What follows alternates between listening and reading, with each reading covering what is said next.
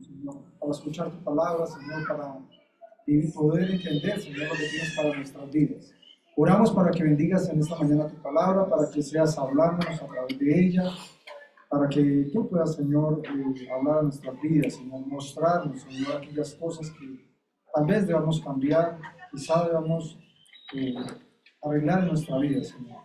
Oramos por cada persona que está aquí el día de hoy, por cada hermano, para que usted, Padre, bendiga su vida, Señor, y nos ayude, Señor, a entender su palabra, Señor, a ser guiados por ella, Señor, y a vivir siempre para su gloria, Señor.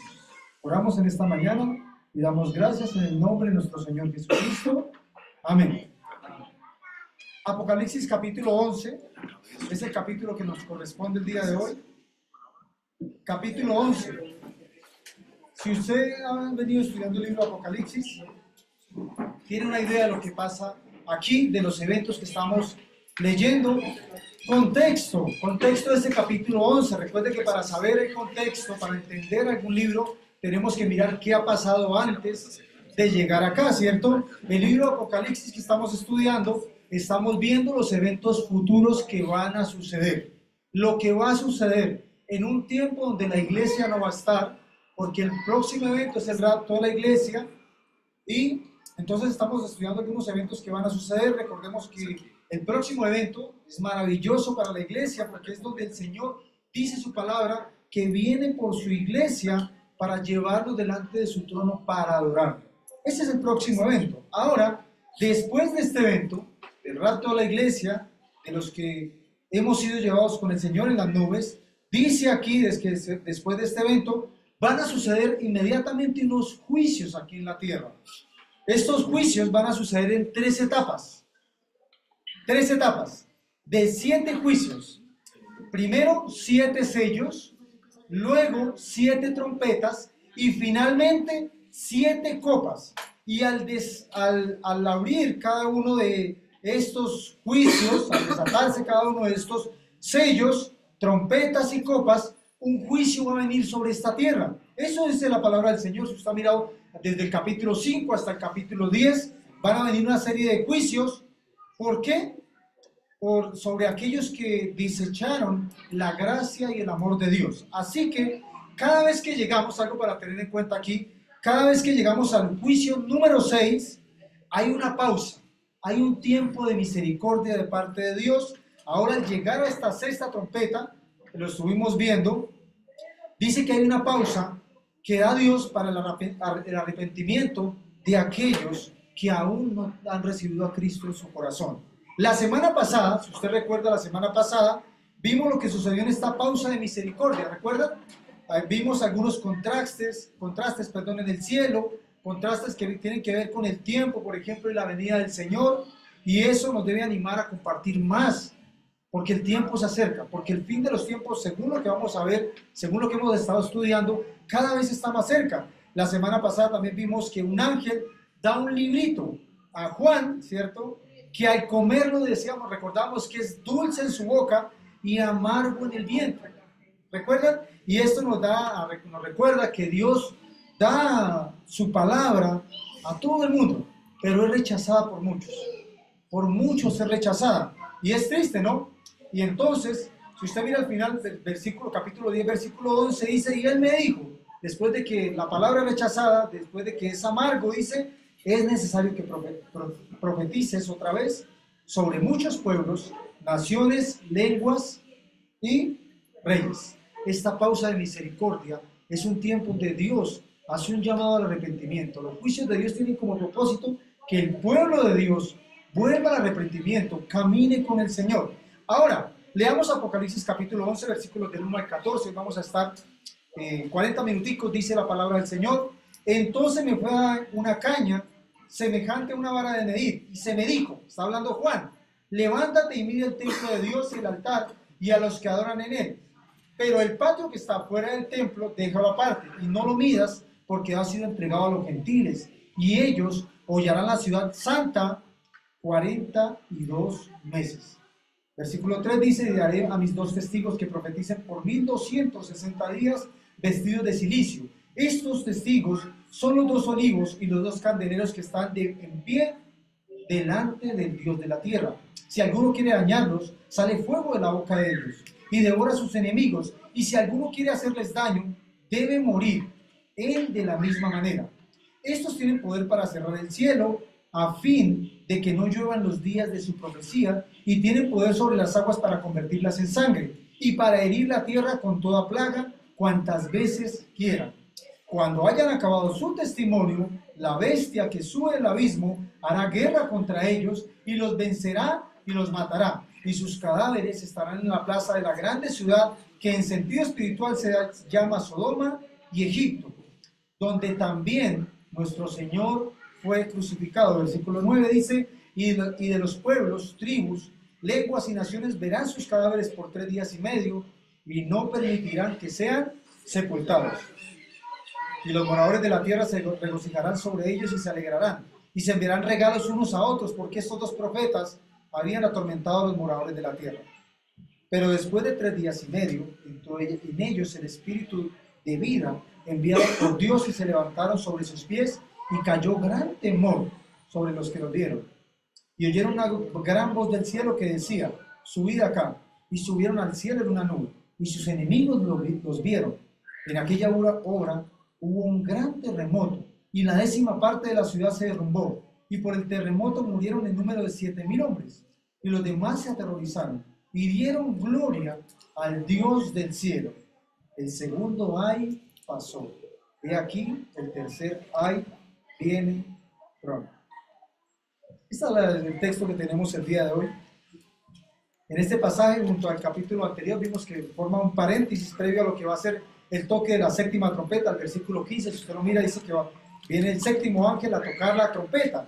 Y esto, aunque ambos no parecen tener ninguna relación entre sí, el capítulo 10 y el capítulo 11, están conectados por el hecho de que Juan, como los testigos encontrados en este capítulo, tienen una misión. Recuerda el versículo que leímos, capítulo 10, versículo 11. La misión de Juan es ir a profetizar, es ir a compartir el evangelio. La misión de estos dos testigos es llevar el evangelio. En tiempo de crisis, en tiempo donde el mundo va a estar de espaldas a Dios, Dios hace una pausa muy interesante. Una pausa que tal vez muchos debamos entender en este momento. Una pausa para volver a Dios. Eso vamos a ver en esta mañana, en esta tarde. Por otro lado, también es interesante notar que la acción, lo que ocurre aquí, los hechos que pasan aquí, dice que están en la ciudad santa. Y esto nos habla de Jerusalén. Estos hechos se van a suceder en Jerusalén, y se menciona de una forma especial la presencia de un templo judío, que en este periodo ya habrá sido reconstruido. Versículos 1 y 2 ya lo vamos a estudiar detalladamente, pero además los dos testigos van a profetizar, van a compartir el evangelio durante, dice aquí, 1260 días. Qué interesante es esto. 3 años y medio. Esto nos habla de un periodo de las 70 semanas de Daniel. La última semana, los últimos 7 años, en la mitad de la tribulación, van a ir el periodo de gran tribulación. En la segunda parte de la gran tribulación van a haber 2 testigos profetizando y compartiendo de la palabra de Dios. Y ya vamos a ver algunos detalles de estos 2 testigos, y esto nos hace pensar el interés que Dios tiene por su pueblo, por Israel. Hay una promesa en Romanos, que ahorita la vamos a leer, donde dice que todo Israel será salvo. Y el Señor va a dar algunos detalles de cómo va a ser esto, porque muchos, de acuerdo a que muchos profetas habían anunciado que Israel iba a ser restaurado espiritualmente, y que muchos iban a creer en el Señor, iban a creer en el Señor Jesús como el Mesías. Si usted recuerda, hay muchos judíos ortodoxos también, hay varios judíos que hoy esperan la venida del Señor, que no creen en el Señor Jesucristo, pero un día van a encontrarse con la tristeza en su corazón, que el Señor ya vino y que están adorando a un falso Dios. Y esto nos habla de un falso Cristo, del anticristo que estuvimos leyendo en capítulos anteriores. Así que, punto número 1, como está ahí, lo primero que quiero que veamos en esta mañana es que Dios cumple sus promesas. Amén. Dios cumple lo que promete en su palabra, tanto para su pueblo, para judíos, como para nosotros, gentiles, ¿cierto? Las personas que antes de conocer a Cristo estábamos muertos en delitos y pecados, pero que ahora somos parte del pueblo de Dios a través de la gracia del Señor Jesucristo. El Señor cumple su promesa, cumple lo que está dicho en su palabra. Y si el Señor dice en su palabra que un día todo creyente que parta de este mundo va a despertar con Cristo en la eternidad, así va a ser, porque el Señor cumple su palabra. Versículos 1 y 2, vamos a ver cómo cumple su palabra primero con su pueblo. Dice, entonces me fue dada, ¿a quién le fue dada? Recordemos quién escribió el libro de Apocalipsis, a Juan. Entonces me fue dada una caña semejante a una vara de medir y se me dijo, levántate y mide el templo de Dios y el altar y a los que adoran en él. Pero el patio que está fuera del templo, déjalo aparte y no lo midas, porque ha sido entregado a los gentiles y ellos hollarán la ciudad santa 42 meses. En el tiempo antiguo, los terrenos se medían con cañas de bambú que crecían grandemente, dicen que de entre 3 metros, cerca del río Jordán, y estas cañas eran muy útiles, porque eran utilizadas para medir algún tipo de terreno. Cuando se compraba un terreno, se usaban estas cañas para tomar algún tipo de medida. Entonces, dice la orden para Juan, el mandato es que mida el templo de Dios. Y esta idea de medir tiene que ver con cuando alguien compra un terreno y lo hace suyo, se certifica a través de las medidas, ¿cierto? Así se certificaba que un terreno era posesión de alguna persona. Entonces, la idea de medir aquí es hacerlo suyo, ratificar que es de su propiedad, que es suyo y que nadie puede tener este terreno porque es parte del que está hablando, ¿cierto? Ahora está hablando de un templo que debe medir Juan, y este templo que Juan va a medir le pertenece a Dios.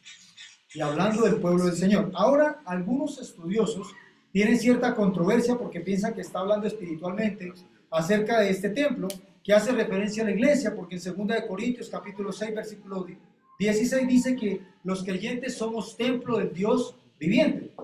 Algunos piensan que este templo es el sentido espiritual, pero si usted mira detalladamente por el contexto, hablamos de un templo. Al hablar de un templo, no está hablando de la iglesia, sino está hablando que en el tiempo de gran tribulación va a haber un templo en la tierra, el cual el día de hoy no existe, y vamos a mirar ya más adelante por qué. ¿A dónde va a ser reconstruido este templo? En la Santa Ciudad. Y esto nos habla de Jerusalén. Ya vamos a ver algunos detalles. Han habido 2 templos. El primero fue el que Salomón le construyó al Señor y el que fue destruido por los babilónicos. El segundo templo fue reedificado en Esdras y Nehemías, si usted mira Antiguo Testamento, y fue reedificado en el tiempo de Esdras y Nehemías por Zorobabel y Jesuá. Y ese templo fue remodelado por Herodes y destruido por el emperador Tito en el 70 después de Cristo. Teniendo en cuenta que el Apocalipsis fue escrito en el año 90 después de Cristo, no se habla de este templo, que ya no está, ¿cierto? Entonces, desde este momento los judíos no han tenido un templo en donde adorar al Señor. Si tenemos en cuenta esto, de que el libro se escribió en 90 después de Cristo, el templo del cual se habla aquí, el cual Juan tiene que medir, es un templo nuevo, es un templo que va a estar allí en el periodo de la gran tribulación. Así que un templo se va a reedificar y esto es parte de las promesas de Dios para redimir a Israel. Esto que vemos aquí es una promesa que Dios ha hecho a Israel, en el cual Israel va a conocer a Dios, al Dios viviente. Daniel 9:27 dice, y por otra semana se confirmará el pacto con muchos. ¿Quién va a confirmar este pacto? Aquí los que hemos estado recordando un poquito, el anticristo. Recuerda que en el primer periodo de la gran tribulación, en los primeros 3 años y medio, va a haber uno que va a traer una supuesta paz mundial y va a ser la paz entre judíos y todos los que están alrededor del pueblo de Israel. Y va a haber una supuesta paz mundial. Entonces a la primera semana, por otra semana se confirmará el pacto con muchos. Pero a mitad de semana, ¿qué va a pasar? A mitad de semana hará cesar el sacrificio y la ofrenda. Eso dice en Daniel 9:27. Después, con la muchedumbre de abominaciones, vendrá el desolador hasta que venga la consumación. Y lo que está determinado se derrame sobre él desolador. Entonces, recuerda que la apertura del primer sello, caballo blanco, decía que iba a haber una falsa paz, que iba a haber uno que se iba a hacer pasar por Cristo, y esto es el anticristo, primer periodo de la tribulación. Y en este tiempo va a haber una supuesta paz, pero que a mitad de semana, los últimos 7 años, de las 70 semanas de Daniel, a mitad de semana A los 3 años y medio va a hacer cesar el sacrificio y la ofrenda. Si usted mira detalladamente, el sacrificio y la ofrenda, ¿a dónde se hacen? En el templo.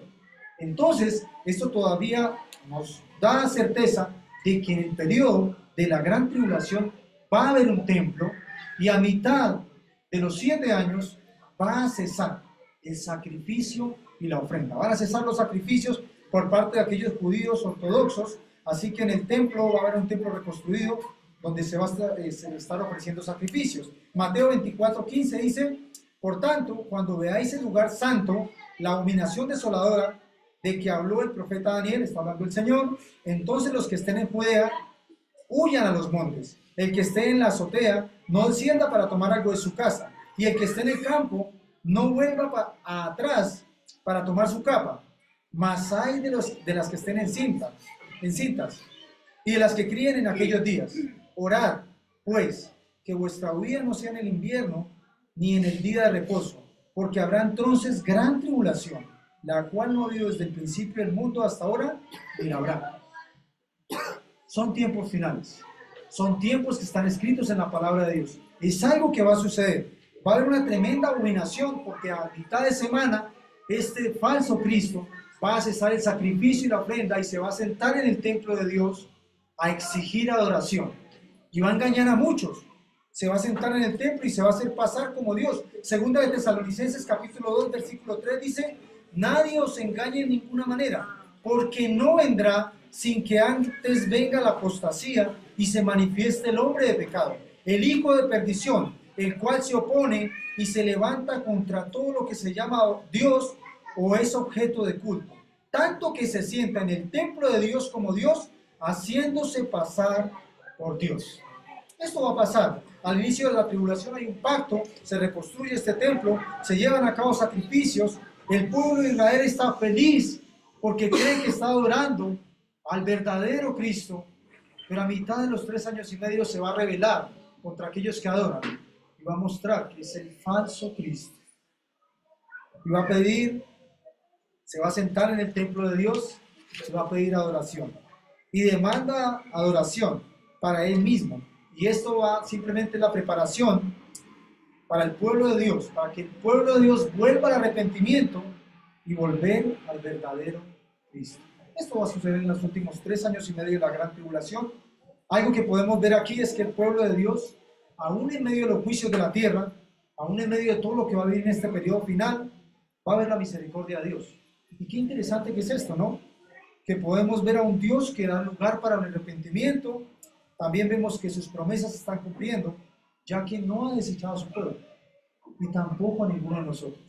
Si aún hoy usted no tiene a Cristo como su Salvador, hoy es el día de arrepentimiento, hoy es el día de salvación. Y esta palabra que Dios, esta promesa que Dios tiene para Israel, tal vez es la misma promesa que el Señor tiene para nosotros a través de su gracia. Si usted aún no ha conocido a Cristo como su Salvador, es el tiempo de salvación. Romanos 11:26, pensando en la promesa que Dios tiene para Israel en este tiempo final, dice: y luego todo Israel será salvo, como está escrito: vendrá de Sión el libertador, que apartará de Jacob la impiedad, y este será mi pacto con ellos, cuando yo quite sus pecados. Un día Israel va a ser salvo, y esta medida del templo tiene que ver con las promesas de Dios para su pueblo, promesas que son especiales para Israel, pero para nosotros también hay muchas promesas, y la más, tal vez la más relevante en este tiempo en el cual el mundo está caminando de espaldas a Dios, es que si recibimos a Cristo en nuestro corazón,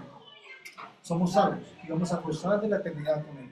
Apocalipsis capítulo 11, versículo 2, dice: pero el patio que está fuera del templo, déjalo aparte y no lo midas, porque ha sido entregado a los gentiles, y ellos hollarán la ciudad santa 42 meses. 42 meses nos habla de 3 años y medio, 1260 días, a partir de que el anticristo se siente en el templo y demande adoración, la abominación desoladora, como lo dice en Daniel 9:27, en los cuales Israel será hollado.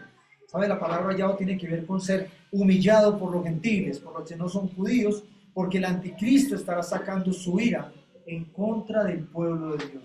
Esos son tiempos finales. Ahora bien, es difícil, ¿cierto? Pensar que los judíos pueden volver a reedificar su templo en Jerusalén parece algo imposible el día de hoy. Si usted mira, hoy es que es verdad que en la ciudad, en la actualidad hay muchos judíos ortodoxos que sueñan por esta idea. Si usted mira, por ejemplo, la imagen que tenemos ahí, donde va el templo de Dios, está la cúpula de la roca. Y según la tradición musulmana, fue el lugar donde Mahoma descendió al cielo. Y es por eso, por lo tanto, que es considerado un lugar sagrado para el islamismo.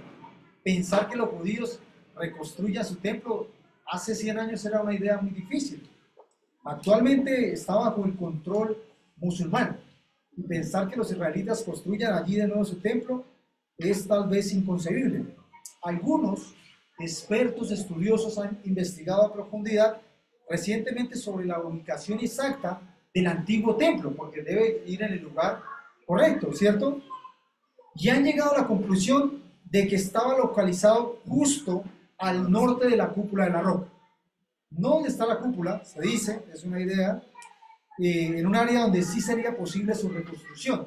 Según ellos, el atrio del templo coincidiría con la cúpula de la roca, algo que estaría de acuerdo en lo que nuestro texto de Apocalipsis dice, que el atrio que está fuera del templo debía ser dejado aparte porque había sido entregado a los gentiles. Esta es una idea interesante, no es segura, es una idea interesante.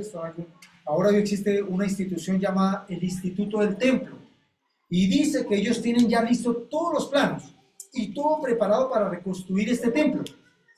Tienen los utensilios necesarios, todo el sacerdocio, tienen escuelas donde están preparando sacerdotes, jóvenes instruidos para que cuando se reconstruya, ellos sepan oficiar en el templo. Lo único que los detiene para la reconstrucción de este templo ya no es la cúpula, sino es la tensión política que se ha vivido en Israel últimamente. Pero recuerden que cuando la iglesia sea llevada y venga el anticristo, va a haber una falsa paz. Y probablemente en ese periodo empiece la reconstrucción del templo. Y ya están todos los planos. Hace 100 años era imposible pensar en esta idea, porque muchos judíos habían ido a varias partes del mundo, estaban lejos de su ciudad, pero hoy muchos han vuelto. Ya hay planos, hay utensilios, hay personas que están preparando a los mismos judíos para oficiar en el templo. Ya Israel antiguamente no era ni siquiera reconocida como nación. Pensar en esto era algo casi imposible, pero hoy es reconocida como nación y ahora tienen todo para reconstruir. Todo está listo para que se cumpla la palabra del Señor. Así que la palabra de Dios, las promesas de Dios se cumplen. De una u otra manera se van a cumplir. Que muchos vivamos apartados, tal vez mirando de lejos lo que Dios dice en su palabra. No quiere decir que no se cumpla la palabra de Dios. La palabra de Dios es fiel y es verdad. Por una parte, es motivo de gozo porque sabemos que nuestra redención está cerca. Y eso nos debe llenar de gozo, porque la venida del Señor está cerca. Pero también eso también nos llena de esperanza, porque sabemos que el Señor es las primicias de la resurrección. Y qué interesante es eso, que todos los que han muerto en Cristo van a resucitar algún día y van a ser llevados por el Señor en las nubes junto con su iglesia. Pero por otra parte es triste lo que va a suceder. ¿Saben por qué? Porque lo que los judíos quieren volver a construir en el templo es un sistema religioso, un sistema de sacrificios por el perdón del pecado, y lo único que confirma es cómo ha sido rechazado el único y perfecto sacrificio de Dios que ofreció por los pecados de la humanidad. Esto es al Señor Jesús, que quita el pecado del mundo. Este sistema religioso solamente rechaza la salvación que es por gracia, que no depende de obras, que no depende de lo que el hombre haga, sino depende de lo que Cristo hizo en la cruz. Así que vivimos en un mundo que ha rechazado el sacrificio del Señor Jesucristo por un corazón perverso y religioso. Qué triste es que esta realidad que pasa, que va a pasar en este evento final, también muchas veces es evidente en la actualidad. Muchas veces uno habla con alguna persona que no tiene a Cristo en su corazón y piensa que debe hacer algún mérito para ser salvo. Piensa que es por obras. Piensa que es por ir tal vez a una iglesia, por ser buen padre, buen hijo, buen hermano. Pero la Biblia dice no por obras para que nadie se gloríe. La salvación es por gracia, no depende de lo que yo pueda hacer, depende de lo que el Señor hizo en la cruz. La Biblia dice que si recibimos a Cristo en nuestro corazón, somos salvos. No hay nada que usted pueda hacer para ganarse la salvación. Solamente aceptar el sacrificio de la cruz. Esto lo va a llevar al cielo. Cuando a veces todo parece caótico, algo también que vemos acá en este primer punto, y las cosas no están siendo buenas, aun cuando el mundo está de espaldas a lo que Dios dice, cuando todo es caos, cuando cada vez salen más leyes que rechazan al Dios del cielo, como lo dice acá, Dios de la tierra, capítulo 4, versículo 4, y por último, versículo 13, al Dios del cielo, al único Dios verdadero. Cuando usted mira y cualquier evento simplemente sirve para normalizar cosas que están de espaldas a Dios, como lo que acabamos de ver, por ejemplo, ahorita, los Juegos, por ejemplo, Olímpicos, cuando cada vez es más normal blasfemar el nombre de Dios, cuando cada vez es más normal vivir una vida de espaldas a Dios, cuando cada vez vemos más perversión y más maldad en el mundo, ¿sabe qué podemos recordar? Que Dios sigue estando en el trono y que va a cumplir las promesas y que va a cumplir todo al pie de la letra, tanto para los judíos como para nosotros, porque Dios sigue teniendo el control. Nunca pierda eso de vista. A pesar de este mundo torcido, de espaldas, caótico, Dios sigue teniendo el control, porque está en el trono. Recuerda creo que fue uno de los primeros estudios, lo más importante del cielo es Dios. Y lo más hermoso es que Dios nunca pierde el control. Punto número 2. Hemos visto esta parte número 1. Dios cumple sus promesas. Punto número 2 está ahí. Dice, testigos de Dios. Ahora vamos a ver de 2 testigos. Versículo 3 dice, y daré a mis 2 testigos en medio de esto que se vive, la reconstrucción del templo de Israel, de que va a ser hollada la santa ciudad, Jerusalén. Dice, y daré a mis 2 testigos que profeticen por 1260 días vestidos de silicio. Así que en la segunda parte de la gran tribulación, en los otros 3 años y medio, después de que se interrumpa el sacrificio y la ofrenda, cuando el anticristo se siente en el templo de Dios, van a venir 2 testigos y van a profetizar. ¿Por cuánto tiempo van a profetizar? 1260 días, 3 años y medio. La palabra testigo viene de la palabra mártir y es alguien que está dispuesto a dar su vida por alguna causa. Así que estos testigos son enviados ¿de parte de quién? De Dios, a profetizar. En medio de esta tribulación, Dios sigue llamando al arrepentimiento. Dios sigue tocando la puerta. Dios sigue trayendo profecía. Y la profecía tiene que ver con predicar la palabra del Señor en gran parte. Más allá de hablar de eventos futuros, que es el 25% aproximadamente de la Biblia, de la parte profética, el 75% es de salvación, de predicar el mensaje de salvación. Dios sigue tocando la puerta. Y de la misma manera como un día va a tocar la puerta de su pueblo, hoy sigue tocando nuestra puerta, la puerta de nuestro corazón, para ver cómo estamos delante del Señor. Si queremos seguir mirando a Dios de lejos, caminando fuera de la voluntad de Dios, o quizás un buen tiempo para empezar a caminar con el Señor, volver a Cristo, entregar nuestro corazón a Dios. Dice aquí que estos 2 testigos van a venir vestidos ¿de qué? Silicio. La vestidura de silicio tiene la idea de mostrar luto, dolor por el alma, por el pecado. Son ropas de arrepentimiento. De una manera visible dan el mensaje que lo que necesita el hombre es arrepentirse. Esa es la referencia quizá de su ropa. Versículo 4, estos testigos son los 2 olivos y los 2 candeleros que están en pie delante del Dios de la tierra. Qué interesante que es esto, ¿no? Dice que son, ¿qué? 2 olivos y 2 candeleros.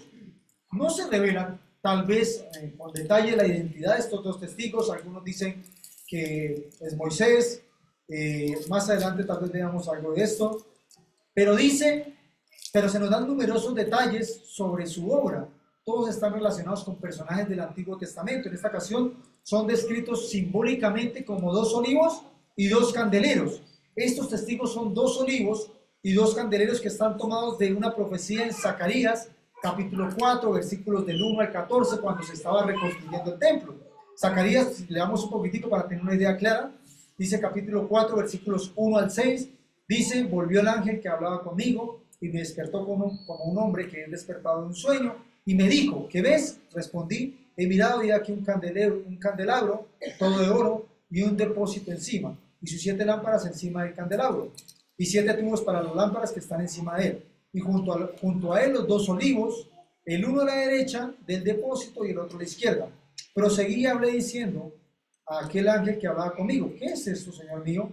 Y el ángel que hablaba conmigo respondió y me dijo, ¿no sabes qué es esto? Y le dije, no, Señor mío.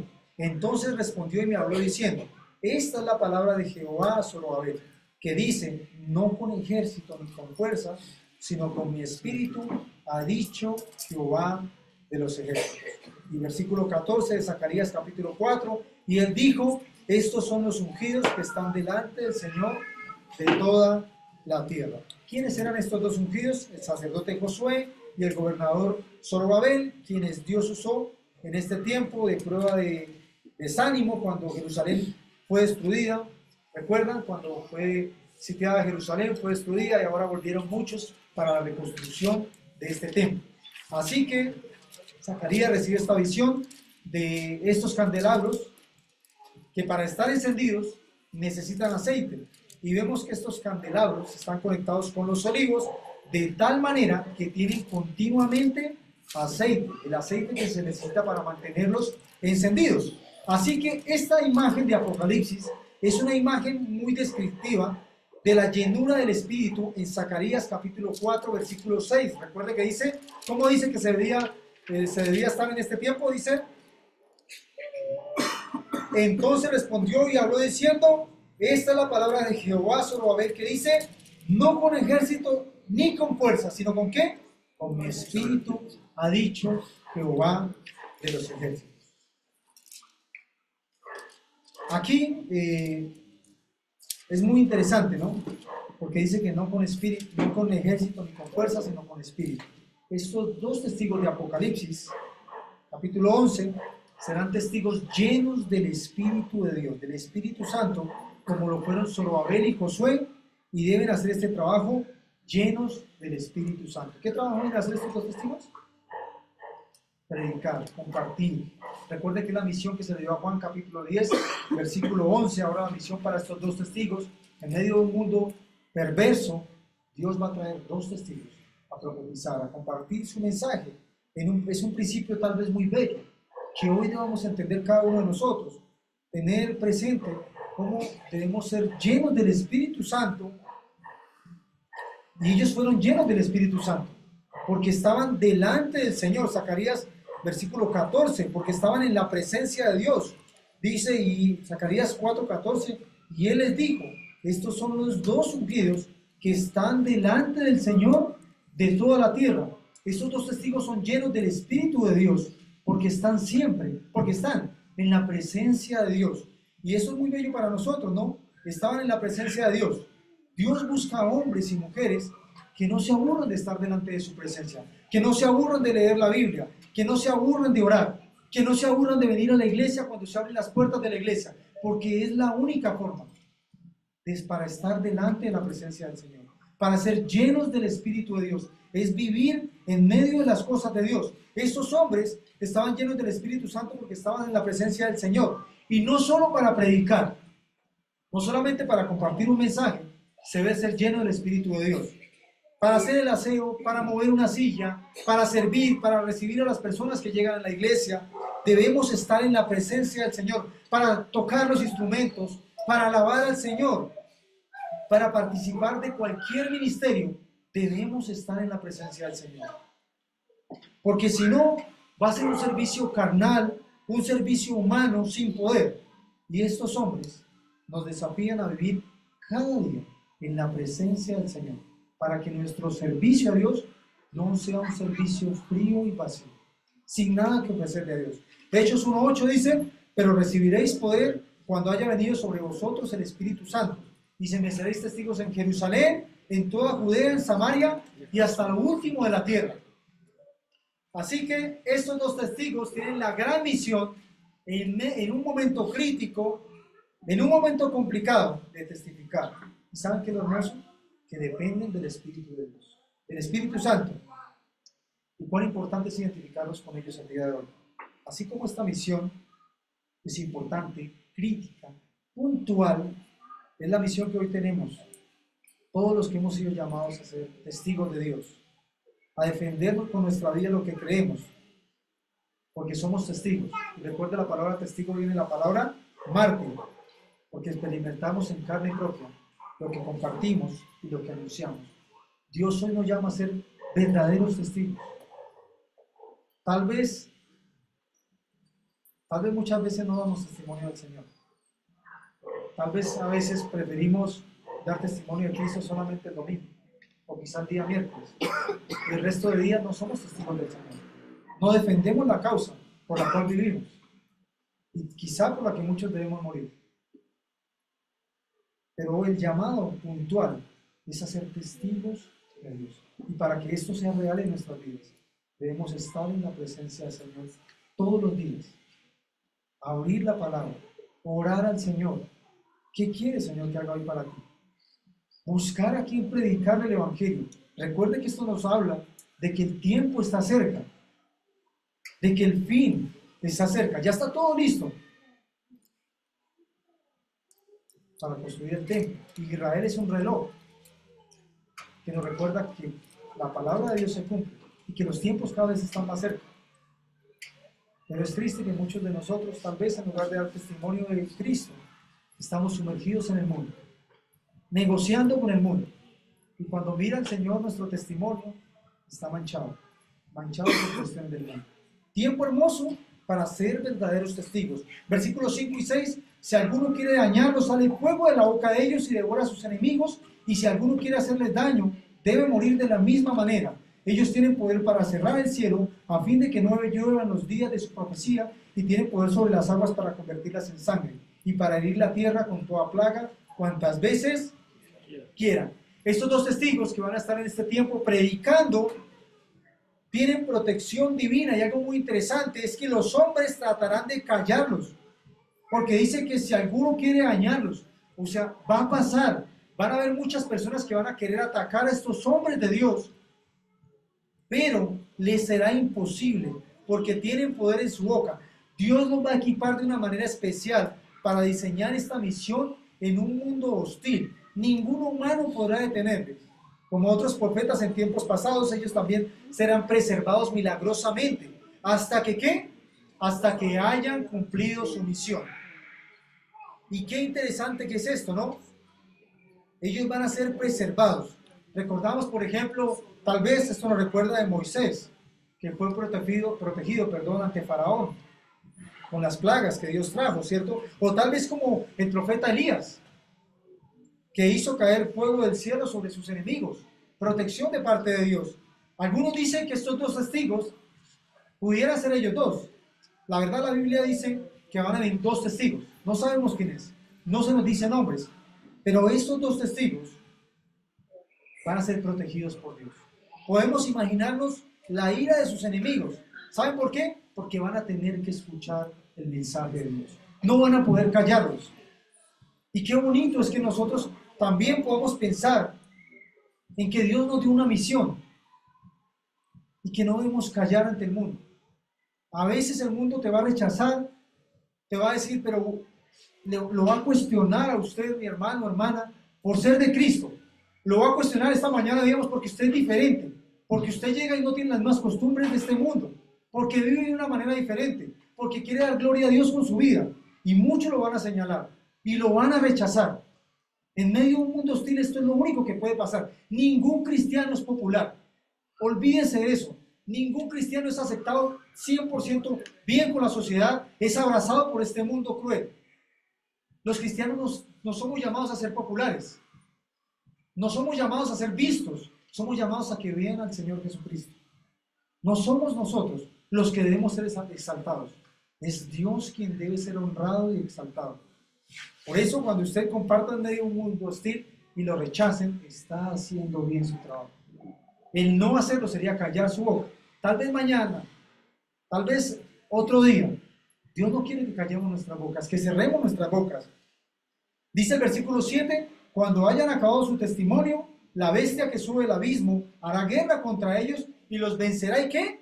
Y los matará. Algo hermoso para ver aquí es que cuando hayan acabado su testimonio, estos testigos estarán puestos hasta que Dios diga, hasta aquí han terminado, hasta aquí han cumplido su misión.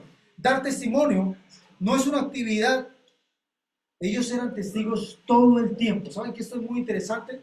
Ellos no se levantaban y decían, bueno, hoy sí voy a dar testimonio del Señor porque voy a ir a predicar en esta parte de Jerusalén. No es una actividad, es algo que ellos hacían todo el tiempo. ¿Y saben? Y es que muchas veces usamos el testimonio como algo que hacemos, como algo que voy a hacer, voy a dar testimonio, es que mañana sí voy a dar testimonio de lo que es Cristo. Pero el testimonio del Señor Jesucristo en cada uno de nosotros debe estar presente todo el tiempo. ¿Saben por qué? Porque morimos al mundo para vivir a Cristo. Así que si somos nuevas criaturas, para buenas obras, ya no somos de este mundo. Todo el tiempo damos testimonio del Señor Jesucristo. Y qué interesante que es esto, porque ahora la identidad que tenemos no es la de este mundo, sino la del Señor Jesucristo. No es una actividad que se debe hacer un día sí, un día no, sino es todo el tiempo. Ahora, después de dar testimonio, ¿ellos qué iba a pasar con ellos? Ellos iban a morir. Y saben que algo también que me llamó mucha atención es que aún en medio de esto vemos que Dios está en control. Mientras ellos debían dar testimonio, nadie los podía tocar, nadie los podía dañar, pero cuando hubieron terminado de dar testimonio, la bestia los puede matar. Hasta que Dios diga, ya es el tiempo. Ahora pregunto, ¿qué hará usted? Esto es en los últimos 3 años y medio. ¿Qué haría usted si hoy le dijera el Señor que le quedan 3 años de vida, 3 años y medio de vida? ¿Cambiaría algo de su vida? ¿Saben que yo hice esta pregunta esta semana a alguien, a 2 personas? Y me dijeron, no, si faltaran 3 años y medio de mi vida, viviría esta vida de acuerdo a como yo quiero. Sería feliz, pero con la felicidad que da el mundo. Vacía y vana. ¿Cambiarías algo de tu vida? ¿Qué haría usted si supiera que le queda 1 año de vida? Estos 2 testigos sabían que venían a profetizar por 3 años y medio. Era la orden de Dios. ¿Qué haría usted si le quedara 1 mes de vida? ¿Qué cambiaría de su vida? Es un buen tiempo para evaluar nuestro testimonio, nuestras prioridades, qué es importante y qué no es importante para mí.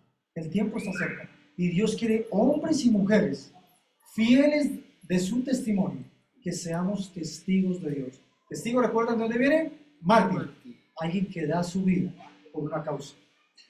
Tal vez no para muchos de manera literal, pero sí defender lo que creemos, dar testimonio del Señor.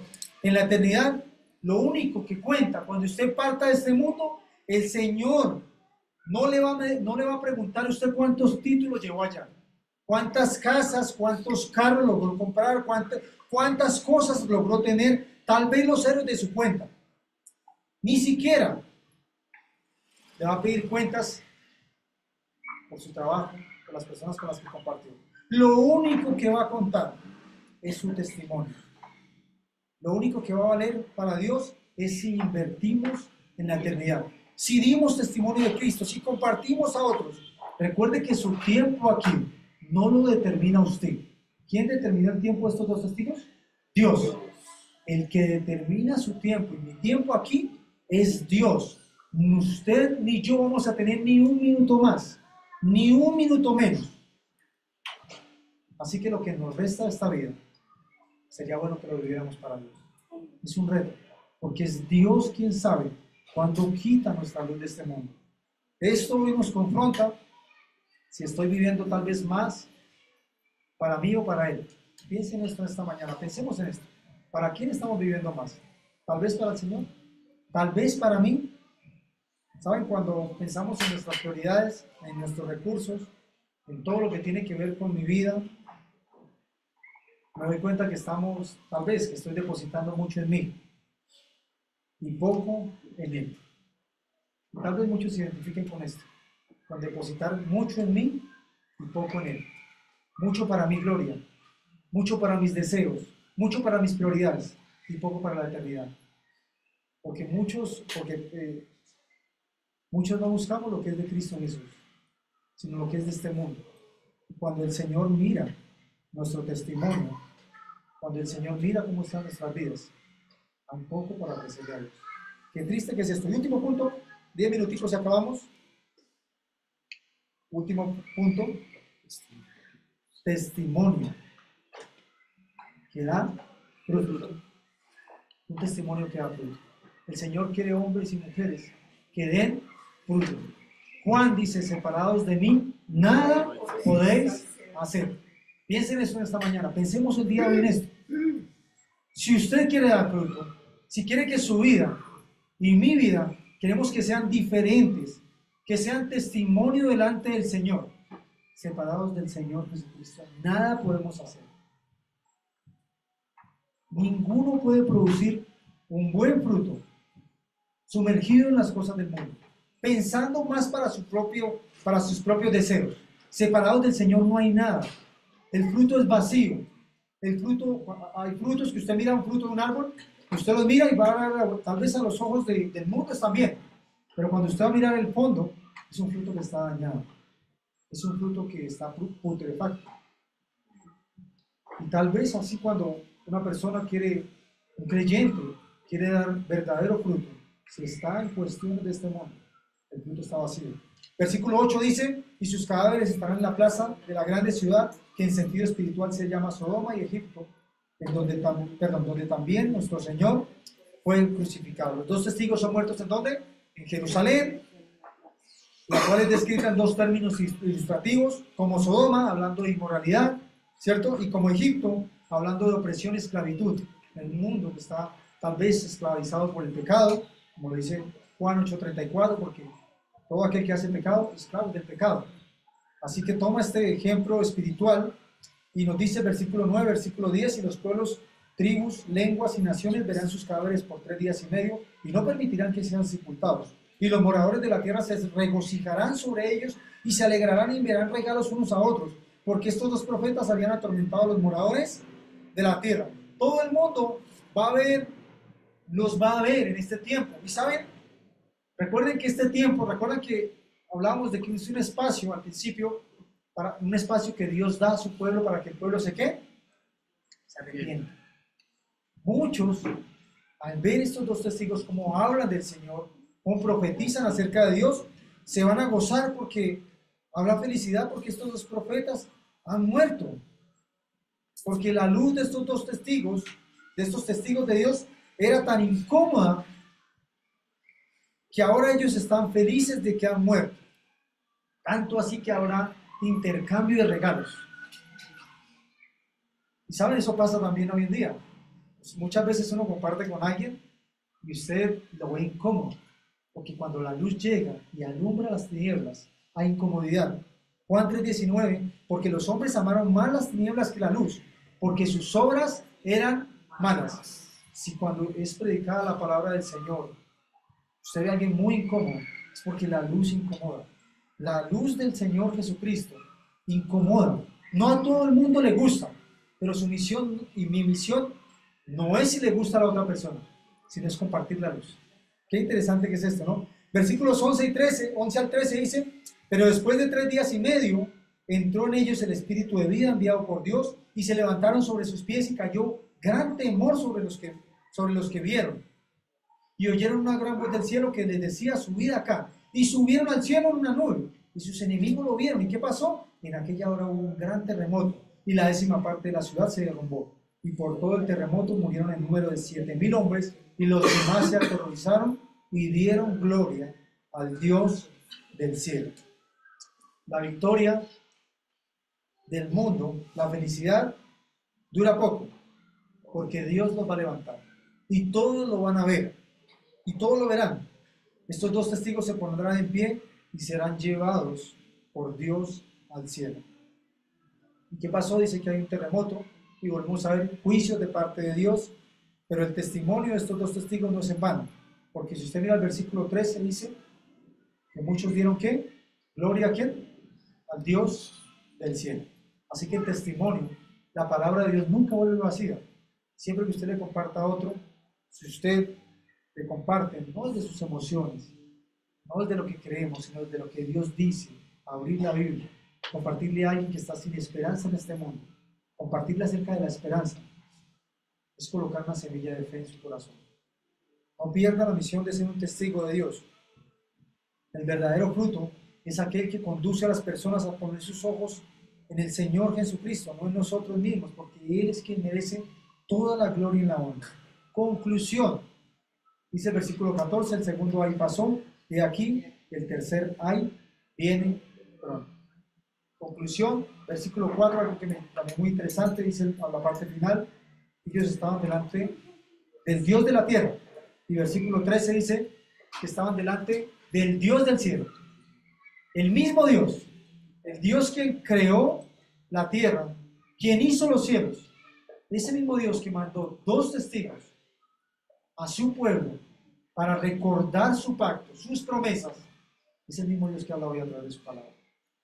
Es el mismo Dios que nos recuerda que debemos vivir una vida diferente, no como lo dicen los demás, no como lo dice tal vez los que nos paramos acá encima de la palabra, sino como lo dice la palabra de Dios, porque la palabra de Dios es fiel y es verdad. Los hombres fallan, fallamos, pero Dios no falla.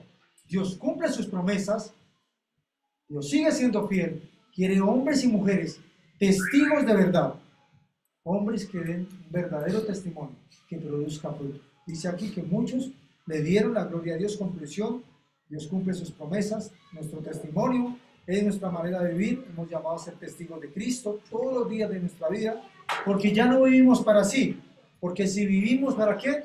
Para el Señor vivimos. Y esto que vieron estos dos testigos también es nuestra esperanza. ¿Saben por qué? Terminamos. Juan 11:25. Esto que vimos acerca de estos dos testigos y que todo el mundo vio que Dios los levantó, es la esperanza de todo creyente. Juan 11:25, Jesús dijo, yo soy la resurrección y la vida. El que cree en mí, aunque esté muerto, vivirá. Qué hermosa promesa para cada uno de nosotros. Dios promete que Israel va a ser salvo, pero también promete que todos los que recibimos a Cristo en nuestro corazón, aunque tal vez algunos ya se hayan adelantado, tal vez algunos no sabemos cuánto tiempo de vida nos queda, solo Dios lo sabe, tal vez algunos partamos primero o partan primero, pero el que cree en el Señor, aunque esté muerto, vivirá. Es una promesa eterna. Y qué importante es que usted y yo podamos guardar esa promesa en nuestro corazón y podamos pensar en lo que el Señor nos habla en su palabra. Testigos de Dios. Vamos a orar. Terminamos ahí. Señor, gracias damos por esta mañana. Gracias por su palabra, Señor. Este libro de Apocalipsis, este capítulo 11, Señor. Nos recuerda, Señor, que usted, Señor, va a volver por su iglesia, Señor. Pero que también, Señor, sus promesas para Israel van a ser cumplidas, Señor, porque su palabra es fiel, Señor. Y un día, Señor, no muy lejano, Señor, sabemos que todo esto va a suceder, estos eventos futuros. Un día, Señor, los pueblos van a ser atemorizados, Señor. El pecado va a crecer cada vez más y más, Señor.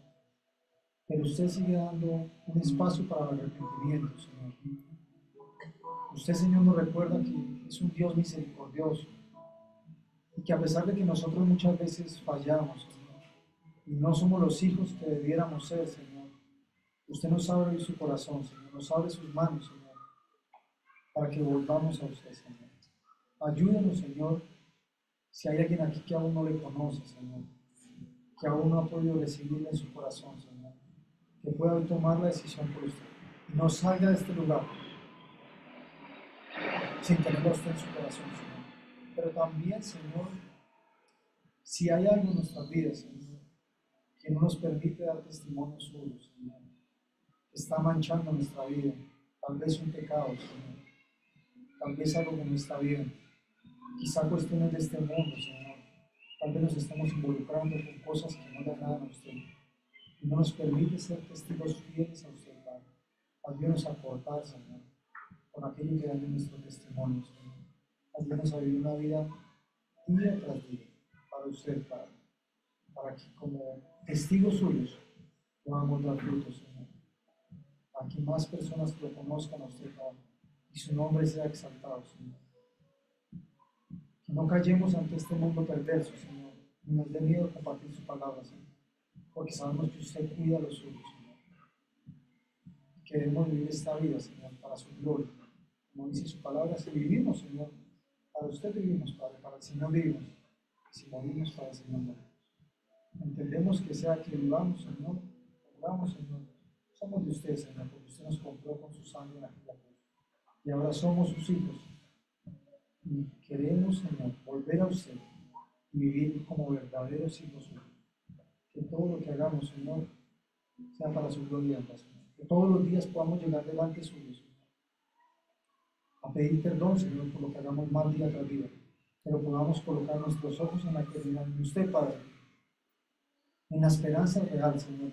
No en este mundo, Señor, un mundo sin esperanza, sino en esa esperanza, Señor, que usted nos ha dejado, Señor. Gracias, Padre, por esta mañana, por cada persona al día de hoy. Bendiga, por favor, este tiempo nuestro regreso a casa. Oramos en el nombre precioso de nuestro Señor Jesucristo. Amén. Amén. Hermanos, muchas gracias. Muy buen día para todos. El Señor les bendiga.